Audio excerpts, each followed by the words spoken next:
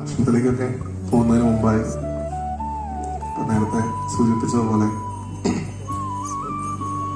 ക്ഷേത്രം ഒരിക്കലും കയ്യടികൾക്കുള്ള ഒരു വേദിയല്ല. ഒരു കലാവതരണം നടക്കുമ്പോൾ അതിന്റെ ഭാഗമായിട്ട് ആ കുട്ടികളെ പ്രോത്സാഹിപ്പിക്കാനൊക്കെ കൈയടിക്കാം. കയ്യടിയിലാണ് തുടങ്ങുക. പിന്നെ എന്തുകൊണ്ടൊക്കെ ഉള്ള അടി നടക്കുന്നു എന്നുള്ളത് നമ്മൾ ഇന്നത്തെ കാലഘട്ടത്തിൽ കണ്ടുകൊണ്ടിരിക്കുകയാണ്.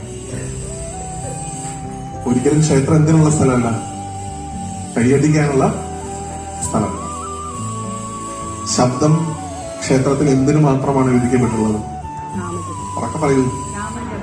സന്തോഷം.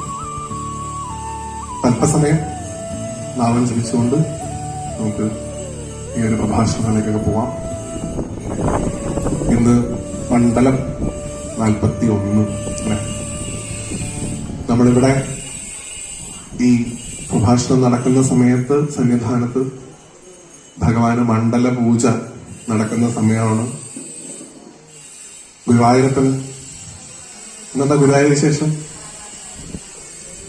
വർഷത്തിൽ 364 ദിവസവും കളഭ ചാർത്തുള്ള ഗുരുവായൂരപ്പന് ഇന്ന് കളഭം കൊണ്ട് അഭിഷേകം നടക്കുന്ന ദിവസമാണ് അല്ലെ?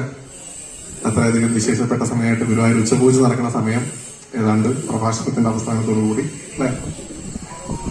ഒരേ സമയം അമ്മയും മകനും സന്തോഷിക്കുന്ന ദിവസം. ശ്രീമദ് ഭാഗവതാഖ്യോയം പ്രത്യക്ഷ കൃഷ്ണ ഏവഹി എന്നാണ്.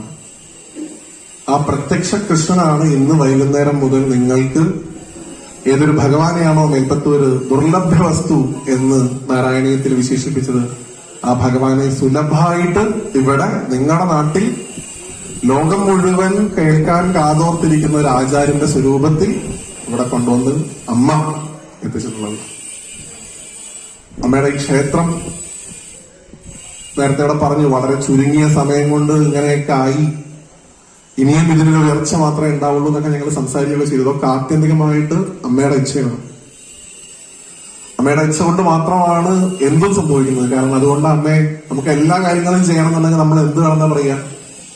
പൈസ വേണമെന്നല്ല, എന്ത് ചെയ്യണമെന്നുണ്ടെങ്കിലും ശക്തി വേണം എന്നാ പറയാ അല്ലെ? നമുക്ക് എന്തൊരു കാര്യം ചെയ്യണമെന്നുണ്ടെങ്കിൽ എന്താക്കുന്നതിന് വേണ്ടത്? ശക്തി വേണം. ആ ശക്തി തന്നെയാണ് ഇവിടെ പരാശക്തിയായി കുടികൊള്ളുന്നത്.